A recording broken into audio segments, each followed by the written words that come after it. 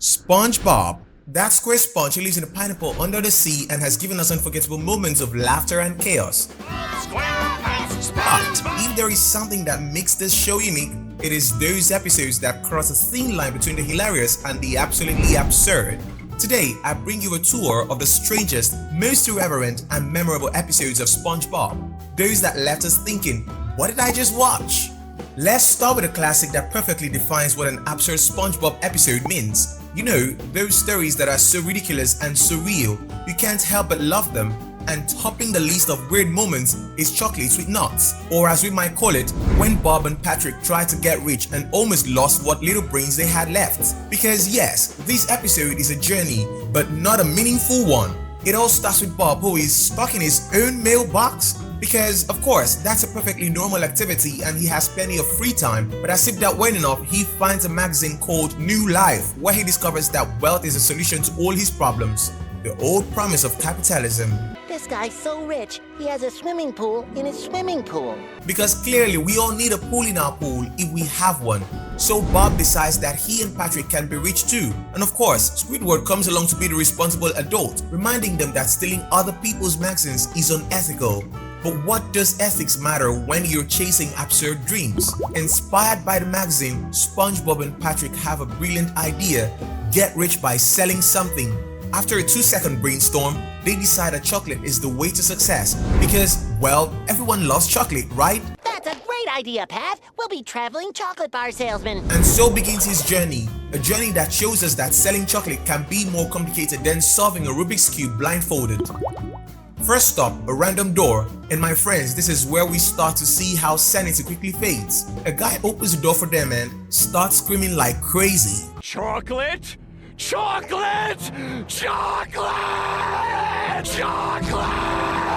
Yeah, this guy isn't here to talk about benefits or promotions. He's here to chase you around like you're part of a horror movie.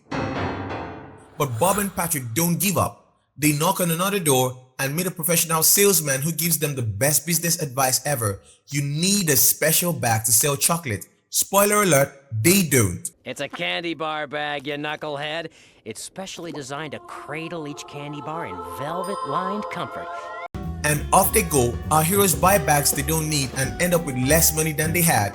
Worst of all, the same salesman shows up at the next house, dressed exactly the same, to sell them more bags. The message here: never underestimate SpongeBob and Patrick's ability to fall for any trap. With every door they knock on, things get more ridiculous. From Patrick saying "I love you" to close the sale, to blatantly lying that chocolate can make you immortal. And it works, because an old lady and her skeletal mother buy his lie. You rub it on your skin and it makes you live forever. The worst thing is that her elderly daughter doesn't want her to live forever, because we already see that she has lived long enough. But why would she want to live any longer? They realize that lies do work and sell all their chocolate, but they take their deception a step further than usual because they dress up as terminally ill people bandaged and with canes. The problem appears when they knock on the door and find a similar customer, a customer with fragile bones. What happens is that their hearts soften and they only want to help the poor man, and he asks them to buy the chocolate he sells. And there go our favorite fool with the same amount of chocolate they started with and falling once again into the traps of the purse charmer, who this time played the same game as them, disguising himself as a terminally ill patient. When they thought they had lost their money and time, the crazy man appears shouting the word chocolate, running everywhere while SpongeBob and Patrick are stunned. Chocolate! No, don't hurt us! No, please don't hurt me, please! Finally! I've been trying to catch you boys all day! Now that I've got you right where I want you, I'd like to buy all your chocolate. What do you mean you only want to buy them chocolate? But what impresses me the most is that he doesn't just buy one, he buys the whole inventory. I never thought that a crazy man who was screaming for chocolate would make Bob and Patrick achieve their goal. Finally, with the money won, our heroes celebrate at a fancy restaurant, eating like there's no tomorrow. But, as expected, they end up completely broke. Because if we learned anything from this episode, is that Bob and Patrick aren't exactly financial geniuses. There you have it, an episode as absurd as it is brilliant, but the next episode we'll see is just as delirious. After all, who needs coherence when you have a talking sponge in pants? We continue with an episode that is simply legendary for its ridiculousness, and let's be honest, we all love it. Band gigs. Yes, the one where Squidward forms the worst band in the world, which ends up being amazing. Brace yourselves because this is quite a ride. The episode begins as always with Squidward playing his clarinet because, of course, if anything defines his existence, it's being unhappy as a mediocre musician. Suddenly, his peace is interrupted by the doorbell, and it's not a fan, obviously it's a doctor who asks if there is an animal dying. Ouch, that was cruel, but hey, at least Squidward is consistent, his clarinet is still the worst thing ever. Our poor, down on his luck musician slams the door in disgust, and just when he thinks the day can't get any worse, bam, his old rival Squidward Fancy calls. Because the only thing worse than being unhappy is being reminded that you've been unhappy your whole life. Please start after the... Sounds as though you've got a dying animal to attend to, eh, old chum? Squill. And we believe that the doctor had come because he had actually heard a dying animal. Squidward always plays tricks on the unfortunate. Surprisingly, Squidward calls him to ask him to play with his band at the Bubble Bowl the following week, since he can't attend, and also tells him that he's fulfilling the dreams he couldn't. But, as we imagine, Squidward hesitates to answer, which makes him hesitate because they clearly don't have a band. I knew it! You don't even have a band! Well, I'll just let you get back to the service industry now. Hold it! It just so happens that I don't sell fast food. I do have a band, and we're gonna play that Bubble Bowl. How do you like that, fancy boy? Good luck next Tuesday. I hope the audience brings lots of ibuprofen. Ibuprofen? First, where will he get a band? Nobody wants Squidward, or rather he doesn't want anyone. But with his ego shattered and the clock ticking, Squidward decides to recruit the inhabitants of Bikini Bottom. The result? An epic disaster. All the inhabitants are waiting for Squidward to arrive. He makes his way and stands in front of them to direct them like a professional musician. And even though he tries to lead in parts and then together, basically that band has the same level of coordination as a group of babies trying to put together a puzzle. After several days of practice, if you can even call it that, the band is still a mess. Between planting almost dying with a flute and everyone fighting like they were on a reality show, Squidward realizes something very important. There is no hope. Well, you did it. You took my one chance at happiness and crushed it. I really had expected better of you people. I'll just tell them you all died in a marching accident. So thanks. Thanks for nothing. But it's not that big of a deal. He'll just make a fool of himself in front of his enemy Calamarino and all of Bubble Bowl while he plays alone. It's something you can control, right? What kind of monsters are we? That poor creature came to us in his hour of need, and we failed him.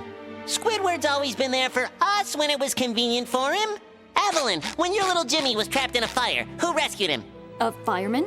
And Larry, when your heart gave out from all those tanning pills, who revived you? Some guy in an ambulance. Sometimes I think that all of Bikini Bottom thinks the same as Patrick or SpongeBob because Squidward never helped anyone, but at least they are good people and they do it for him. SpongeBob is definitely the eternal optimist. The big day arrives, Squidward is resigned, waiting for disaster, while Squidward rubs his hand like a fly, ready to mock. But to his surprise, the Squidward's as well, his eyes nearly pop out of his head when he sees the good but very bad gang he created. What follows is television history. A helpless Squidward begins directing them, and as soon as they get started, SpongeBob is singing like he's Freddie Mercury. The band sounds like they're at the Super Bowl, and the audience, well, the audience is completely nuts. And so Squidward finally has his moment of glory. Meanwhile, Squidward walks away humiliated and dying of envy. I mean faints, because friends, as if we learned anything today, it's that teamwork can accomplish the impossible, even with a group as chaotic as this one. But is this the most absurd SpongeBob episode ever? Well, not so fast, because if you think this was weird, wait until you see a bear underwater. One eternity later. Friends are important and SquarePants are always in style, but let's be honest, it also has its episodes that cross a fine line between absurd and ridiculous. And that's what we'll keep talking about. The strangest moments, the most illogical, the most SpongeBob. But now we explore a classic from season 3, the camping episode, an episode that for some reason makes us think that the entire creative team went camping and forgot to bring common sense. So get your protective circles ready, because this is going to get weird. The episode begins with Squidward, our favorite octopus, happy about a quiet day. Why? Because SpongeBob and Patrick decided to have a day of camping, and of course, what can go wrong when those two are in charge? But he realizes that they didn't go that far. He looks out the window and they're 2 steps away from their house inside a tent, and clearly Squidward comes down to claim them. SpongeBob, it's not camping if you're 10 feet from your house. And there we have the first lesson of the episode. Camp is wherever you want it. But why do I say it when SpongeBob says it better? It doesn't matter where you are as long as you're outdoors. While all those soft city folk are safe in their beds reading books, we're out here pitting ourselves against the formidable forces of nature. You want to join us? No. He described everything that Squidward does, being a city dweller who reads in the comfort of his bed, something that of course bothers him even though he doesn't like to admit it. He just keeps saying that he would never go with them on a camp because it's not something for him. Such a refined person. But we know that all of this is to cover up that if you join him for his night of camping in the dark and gloomy streets of Bikini Bottom, it will be the best experience, especially because of how safe they will feel with Squidward's protection. SpongeBob and Patrick do everything a professional camper would do, lighting a fire, singing songs, and eating marshmallows. But when Squidward tries to prove that he can camp too, things go downhill. Now you'll see how a real outdoorsman does it. Here we are, my remote-controlled self-assembling tent. Watch and learn. Sure, if by professional you mean someone who turns a tent into a pile of rubbish in record time, then you're absolutely right. Bob and Patrick continue their camping customs, such as singing outdoors, but Squidward interrupts them by playing the clarinet because he's obviously much more talented and knows more about music than they do. But SpongeBob interrupts him very fearfully while telling him that this could call a fearsome sea bear. Squidward doesn't believe him, and neither do I. Who has ever seen a sea bear? But SpongeBob immediately lists the rules to avoid attracting the dark monster of the deep. And never, Ever? ever Screech like a chimpanzee! Wow, it's amazing how many things can set a sea bear off. And absurd too. How can such ridiculous, insignificant things that make no sense at all annoy a sea bear? Another point to prove Squidward right that they don't exist. But as soon as SpongeBob finishes listing, Squidward does exactly everything he shouldn't have done. And speaking of absurd things, where did he get all that so fast? There are things you only see in these episodes, no doubt. SpongeBob and Patrick run scared to make a circle in the sand and protect themselves inside it, because it is the only way that a sea bear cannot do anything to them, which makes Squidward continue to mock him even more until the same fearsome animal appears to hit him like a boxing punch. A completely absurd creature attacks him because he decides to ignore all the safety rules. Bravo Squidward, bravo! The sea bear hits him so many times that we don't even know why. Maybe because he just doesn't like him. Finally, Squidward runs with all his might to the protective circle with the boys. The beast leaves, but not without leaving our favorite Squidward bruised and traumatized, but the trees celebrate their success. Yeah, I'm glad it was just a sea bear. This circle would never hold back a sea rhinoceros. And as if that wasn't enough, the episode ends with Squidward poking fun at another myth, the dreaded sea rhino. The result? Well, let's say we learn to never underestimate the power of imaginary animals in Bikini Bottom. But don't worry, the madness doesn't end here, because now we're heading into another episode that redefines the meaning of absurdity. We continue with the countdown where we review the most absurd episodes of SpongeBob.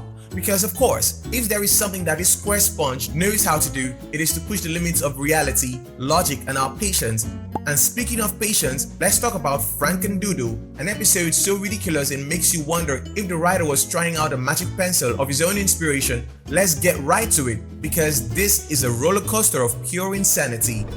The episode opens up with a human artist on a boat, and we already know that if a human shows up on SpongeBob, something weird is going to happen. This guy is drawing probably a portrait of himself because he looks like a professional narcissist, but his prized pencil falls into the water. Yes, because clearly there is no better place to draw than right on top of the ocean. But anyway, the pencil falls and surprise surprise, it ends up in Bikini Bottom. There are Bob and Patrick playing rock paper scissors with Bubbles.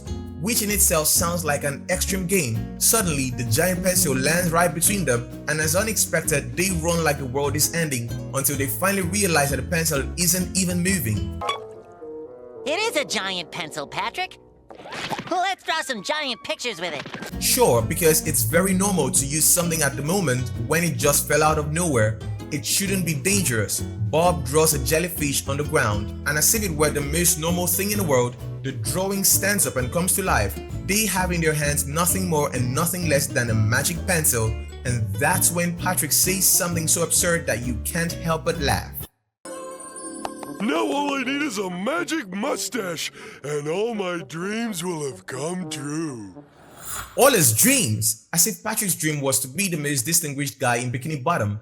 But Bob still draws the mustache on him, and well, the mustache decides to move to Squidward's head, because apparently dreams are shared. And as if this wasn't enough chaos, Patrick tries to draw Squidward. Spoiler, it turns out so badly that Bob immediately erases it, and this is when they decide to use their great creativity to draw a fake bell and fool Squidward. But the highlight comes when Bob draws a self-portrait, and that's how Doodoo Bob is born, a drawing that looks like it came straight out of a child's worst nightmare. Of course, it couldn't be a normal drawing, right? Quack, quack, quack, quack, quack, quack. Of course, because if a drawing comes to life, the first thing it will do is rebel against you and yell at you in a language that doesn't even exist. The worst thing is that he becomes aggressive and steals a magic pencil, unleashing absolute chaos. He draws traps, heavy objects, and of course, he attacks Patrick because no one can resist bothering poor Patrick. They continue to chase Doodoo Bob until they notice that he drops a pencil, and in the midst of all the struggles, Bob grabs a pencil, decides that enough is enough, and tries to erase the problematic drawing. But they don't realize that they have erased it completely because it leaves a fussy hand, stalking him to his pineapple under the sea with a hand that refuses to surrender. Doodoo Bob breaks into our favorite Sponge's house and steals his pencil while he's sleeping in his square dreams, and instantly redraws himself completely, and then has the audacity to declare to Bob that he is now the real SpongeBob. Ah, the level of confidence in this Doodoo. He begins to erase parts of the house as Bob runs through his three-dimensional life, leaving absurd holes in the walls. Doodoo Bob and Bob start a battle over the pencil, and like any well-choreographed fight, this gives Bob a chance to hide in a bookcase, and this is where things get interesting. These books start to fall, scattering pages everywhere, and when Doodoo Bob steps on one of them, his fate is sealed. He begins to become part of the paper, slowly turning into a trapped drawing. SpongeBob draws a giant book and finishes catching Doodoo Bob, returning him to the two-dimensional world. And to finish his battle, our Sponge frames the drawing next to his other photos to remember the being who couldn't find a purpose until he managed to be on a piece of paper and shows it to his best friend, the incredible Patrick Star. So, he's a drawing? Exactly. See how happy he is? He still looks kinda creepy. Well, if they drew it, it clearly wasn't going to be a very friendly drawing. They don't know how to do it. They just draw a couple of sticks and a square without much joke. But that's the least of it. And so the chaos ends. Bob and Patrick return the pencil to the surface, taping it to a diving board with a band-aid because, of course, that's the most logical solution. The human artist retrieves it and, well, let's just say his childish crying when the pencil breaks is the cherry on top of the absurdity. The best advice I could give you is that if you get a magic pencil, think twice before using it. But wait, because if you think Frankendoodoo is the height of absurdity, prepare yourself for what's coming next. This time, we're going to dive into an episode that probably left you scratching your head while wondering, what did I just watch?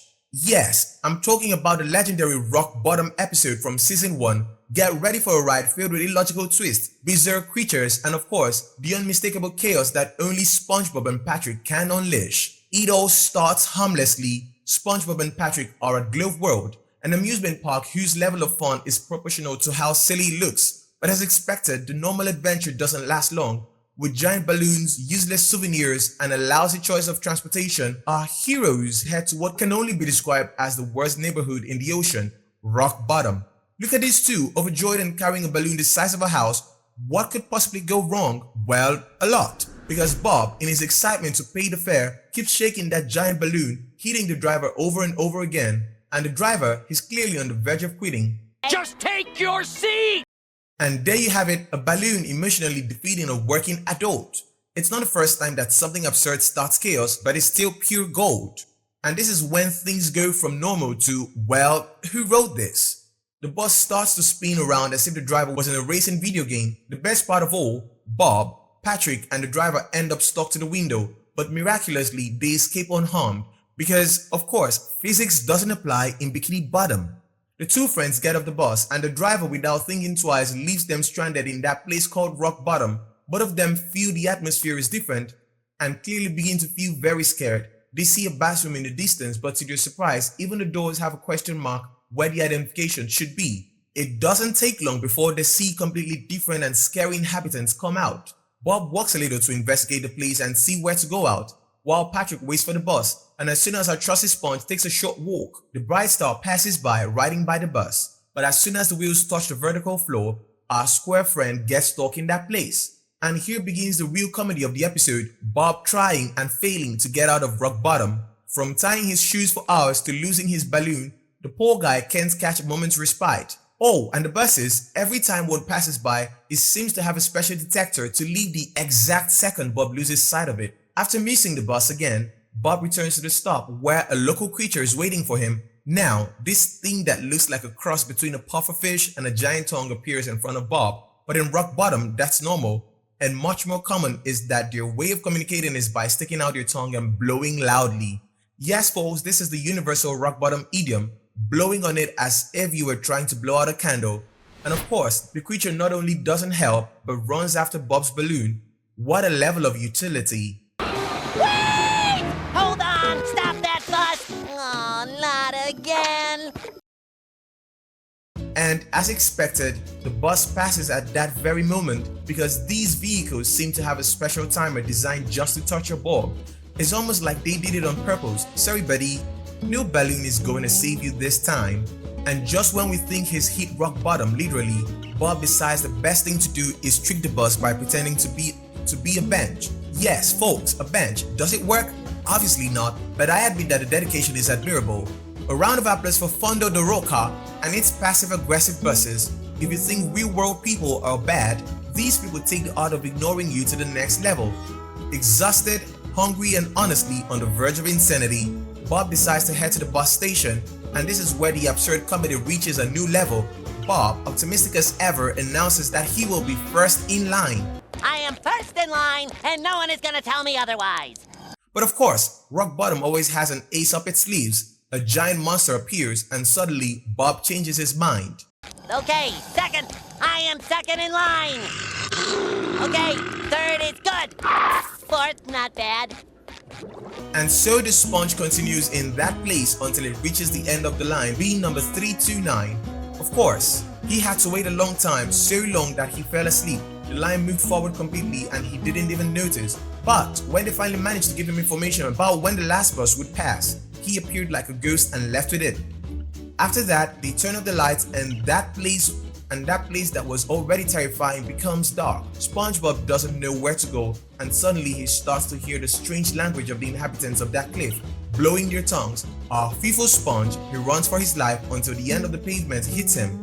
And between sighs and tremors, one of the local inhabitants appears, and although their language is basically a festival of blows, at least he has some empathy. He blows up a giant balloon, and as if by magic, Bob floats back to civilization. Hey, I get it. Balloon travel. Thank you. You're welcome. And so their odyssey ends, with Bob flying back to Bikini Bottom, while we wonder how something so absurd can be so hilarious. Wait, is that Patrick? Well, yes, there goes our star friend back to Rock Bottom to save his best friend. In short, Rock Bottom is a gem of absurdity, from the confusing bathrooms to the endless lines of buses that seem to have a signed contract with chaos. This episode reminds us why we love SpongeBob so much. It's weird, it's frustrating, and it's completely wonderful. And there you have it, a tour through some of the most absurd, delirious, and let's be honest, iconic SpongeBob episodes. Not only did these episodes make us laugh until we cried, but they also left us wondering what was going on in the writer's mind. Is this a social critique, an ode to the ridiculous, or just an experiment to see how much craziness we could stomach? The answer, probably all of the above. Now it's your turn. What's your most absurd SpongeBob episode ever? Leave it in the comments because, trust me, there are plenty more worth discussing. Until then, stay ridiculously happy and remember, sometimes a little craziness is just what we need.